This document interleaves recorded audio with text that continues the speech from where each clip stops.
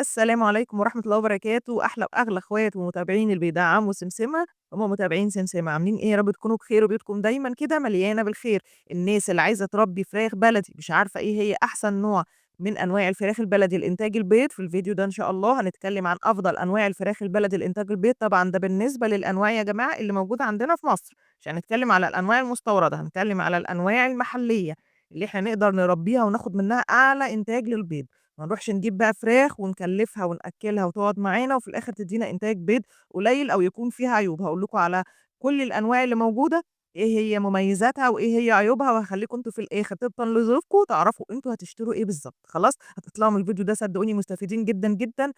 بُصّوا يعني هتاخدوا معلومات تفيدكم أوي، أوي عن كل أنواع الفراخ لإنتاج البيض، وإيه هي أحسن نوع ممكن تجيبوه علشان في الآخر تاخدوا منه بيض كتير.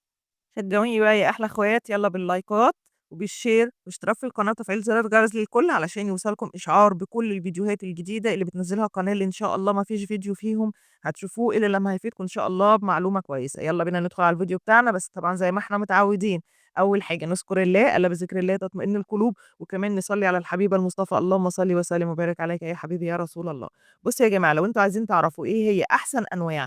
من الفراخ البلدي لإنتاج البيض، خلّينا نتكلّم كده عن نوع. أول حاجة هو عندنا اللي هي الحاجة المعروفة اللي هو البلدي الحُر اللي كان بيربّوه زمان يعني أهالينا كلّهم، هو كان البلدي الحُر. البلدي الحُر يعني بلد مش مستنبط، مش داخل معاه أي تهجين من أي حاجة تانية، هو بلدي موجود في مصر من زمان. وطبعًا البلدي الحُر كلّنا عارفين طعمه وعارفين تربيته، هو بُصّوا يا جماعة مش بيستهلك أكل كتير، مناعته كويسة جدًا، بينتج بيض كتير برضه، وبيعيش معانا بالسنين. لكن طبعًا برضه هو فيه عيوب، إن البيض بتاعه بيبقى صغير، وإن هو كمان لحمه ما بيبقاش كتير خالص، يعني تبقى الفرخة كده معضّمة، تيجي كده تذبحيها والّا مثلًا عندِك حد وعايزة تذبحي فراخ والّا حد جالِك على فجأة أو أنتِ نَفْسِك عايزة تذبحي فراخ، فهتلاقي الفراخ ما فيهاش لحم، فما بتاخديش منها لحم، يعني تبقي عارفة إن أنتِ جايباها لإنتاج البيض بس، بتبيض على عُمر 6 شهور، مش بتاكل كتير، فمش هتكلّفنا كتير وبتاكل أي حاجة موجودة في البيت، بتنتج البيض، لكن برضه من عيبها إيه، من عيبها إن الفراخ بتاع أقصد البيض بتاعها بيكون صغير، البيضاية بتاعتها بتكون صغيرة. زي ما أنتم شُفتوا كده معانا الصورة البلدي الحُر اللي وهو صغير ما بيبقاش فيه يعني ألوان كتير، خلاص؟ دلوقتي كمان إن شاء الله برضه يعني هاعرض لكم صور تانية للبلدي الحُر لمّا يكبر شوية علشان تبقوا عارفين برضه شكله لمّا تروحوا تشتروه. لإن خدوا بالكم يا جماعة أنتم لمّا بتروحوا تشتروا ممكن إن أنتم تجيبوا تبقى أنتم عايزينه بغرض البيض، وممكن في الآخر تجيبوه يطلع في الآخر يعني الكتاكيت اللي أنتم جايبينها دي تطلع بغرض تسمين مثلًا يعني، فأنا عايزاكم تعرفوا الشكل وتعرفوا كل المعلومات علشان تبقوا شاطرين كده، طبعًا ده بالنسبة للناس المبتدئة، لمّا تروحوا تشتروا تبقوا عارفين أنتم بتجيبوا إيه. ده كده كان النوع الأول معانا اللي هو البلدي الحُر، اللي هو بصراحة يعني هو حلو وكل حاجة، بس أنا مش باحبّذه أوي لإنتاج البيض، لإن هو مش بيدّينا وزن لو إحنا حابين نذبح الفراخ حتى بعد عُمر الإنتاج الكبير مش هتجيب معاكِ آخرها كيلو، كيلو وربع.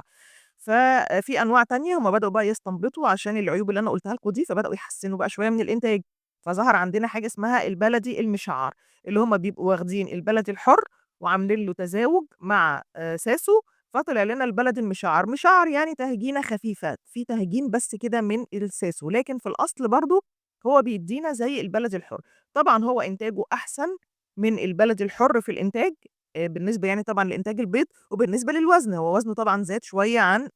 البلدي الحُر، فبدل ما توصل معاكم كيلو، كيلو وربع، ممكن كمان توصل معاكم لحد كيلو ونُص، بس برضه هو برضه وزنه مش بيزيد أوي، إنتاج البيض بتاعه حلو، والبيضة بتاعته أكبر شوية من البلدي الحُر، لكن برضه هم ما زالوا برضه عايزين يحاولوا إن هم يحدّثوا تاني، ويعملوا برضه استنباط تاني عشان يدّينا أنواع تنفع بقى إن أنا أجيبها للبيض، وتنفع برضه إن أنا لو أنا حبيت إن أنا أذبحها بقى، يبقى برضه أنا عندي فراخ ينفع إنها تتذبح، فاهمين؟ ده شكل البلدي المشعّر اللي أنتم شايفينه ده وهي كتاكيت، شكلها طبعًا مختلف شوية عن البلدي الحُر، لكن طبعًا في الأول وفي الآخر أنتم لمّا تروحوا تشتروا يبقى تجيبوا من مصدر موثوق، يعني لمّا تروحوا تبقوا عارفين إن أنتم عايزين محددين مثلًا النوع اللي أنتم عايزينه، تروحوا للتاجر يكون تاجر مضمون معروف إن هو لمّا أنتم هتقولوا له إحنا عايزين كذا بلدي حُر مثلًا لو إحنا عايزين بلدي مشعّر أو اللي إحنا بقية الأنواع اللي إحنا هنقول عليها دلوقتي، فهيدّيكم الحاجة مضمونة. خلاص خلّينا بقى نكمّل، فهُم بقى حبّوا دلوقتي إن هُم يستنبطوا نوع تاني بعد البلدي المشعّر ده، إن هُم برضه يعالجوا فيه العيوب ويحاولوا إن هُم يحسّنوا من الوزن شوية، يبقى إحنا خدنا وزن وبيض. فعملوا تهجين من البلدي المشعّر مع الساسو، ادّانا بقى الكتاكيت اللي أنتم شايفينها دي بقى اللي بتبقى فيها ألوان كتير، غير البلدي الحُر ما بتبقاش فيها ألوان كتيرة كده. فده اسمه البلدي الهجين، ده اسمه البلدي المهجّن. البلدي المهجّن بقى ميّال شوية لناحية الساسو، فاهمين؟ لإن هم طبعًا حسّنوه من البلدي المشعّر مع الساسو، فبقى يميل شوية للساسو من ناحية الوزن، فبقى يجيب بيض حلو، بيض كبير، إنتاج كتير من البيض، وفي نفس الوقت طبعًا برضه المناعة عالية، يعني عايزة أقول لكم كل الفراخ البلدي طبعًا مناعتها عالية، برضه مش بياكل كتير، وفي نفس الوقت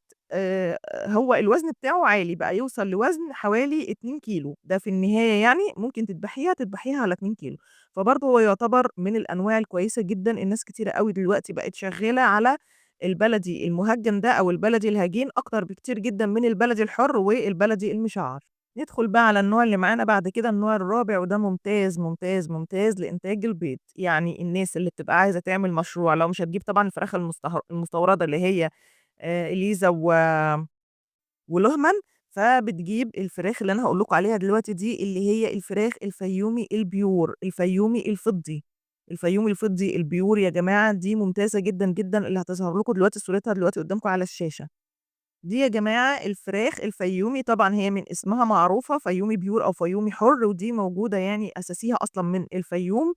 دي برضه سلالة من السلالات الحُرّة اللي بتبقى يعني مش داخلة معاها يعني pure يعني مش داخل معاها برضه أي تهجين، فدي ممتازة جدًا. خدوا بالكم بقى اللي ظهر قدّامكم في الفيديو دي دلوقتي الكتاكيت الصغيّرة دي اللي عندي دي كتاكيت فيومي دهبي، لكن دي برضه هنتكلّم عليها، بس خلّينا الأول نتكلّم عن الفيومي الفضي أو الفيومي الpure دي ممتازة جدًا، جدًا في إنتاج البيض.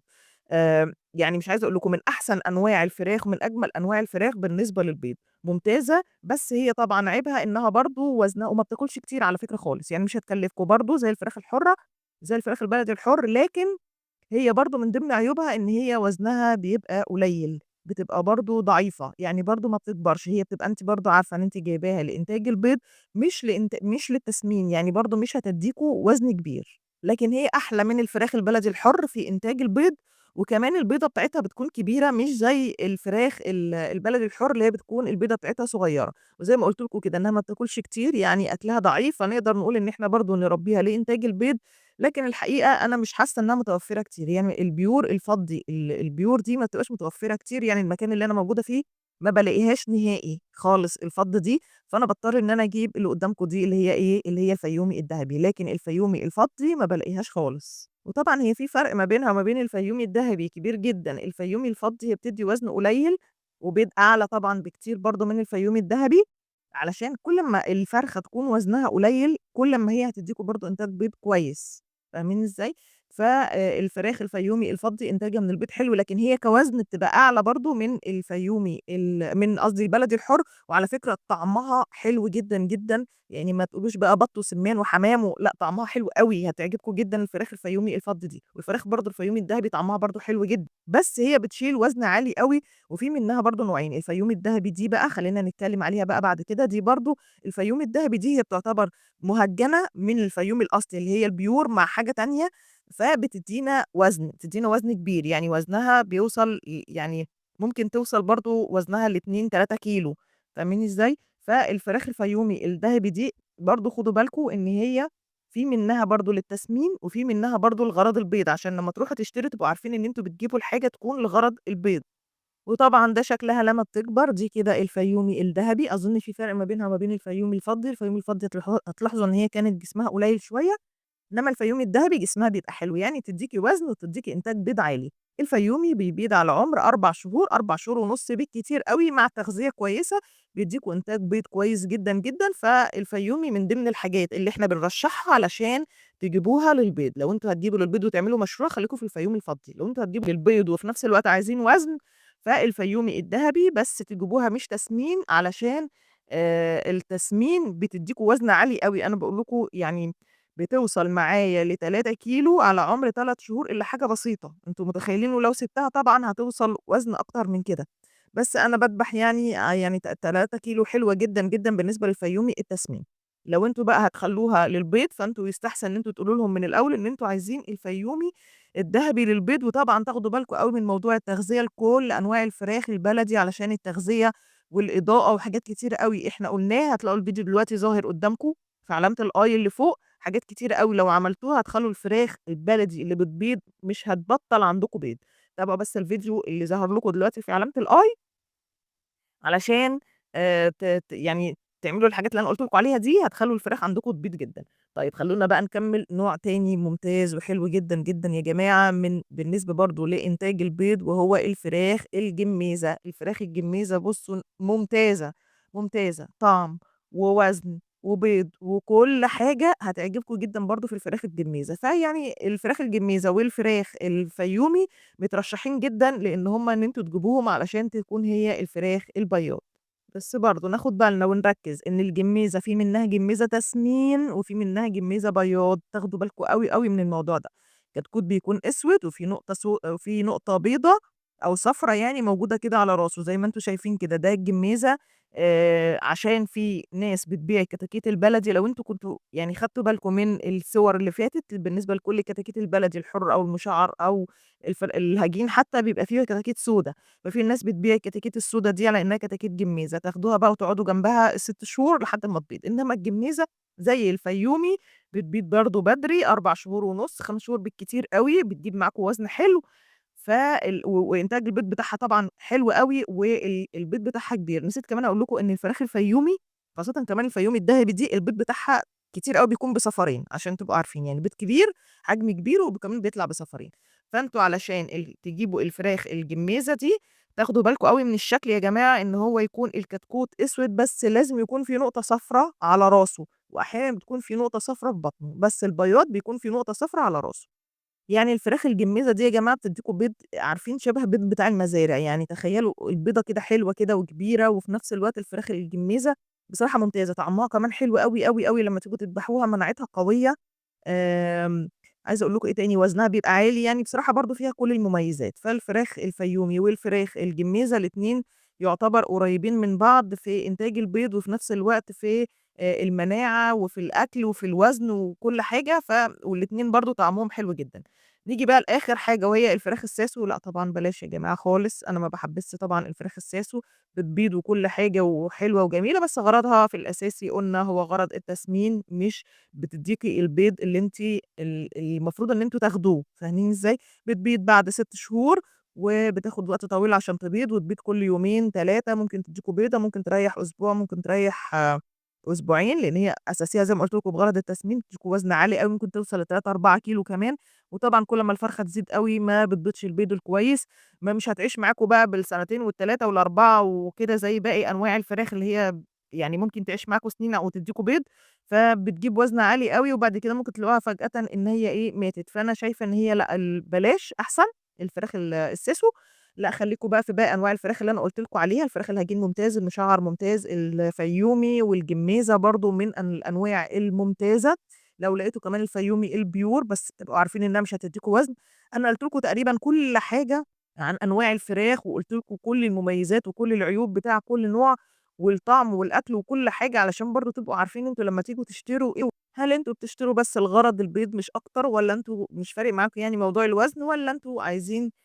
وزن حلو مثلًا برضه هتذبحوه برضه للبيت أو هتبيعوه بقى بعد لمّا يخلّص بيض، بتبيعوا برضه الفراخ اللي هي العتائي، فبرضه إن أنتم تبيعوها تكون برضه جايبة لكم وزن فتجيب لكم ربح. يعني أنا شخصيًا باحب الفراخ اللي هي الجميزة البياض اللي هي الأصلي البيور، أو الفراخ الفيومي البيور، ده بالنسبة يعني لإنتاج البيض. وبرضه الفيومي الدهبي حلوين جدًا، ولكن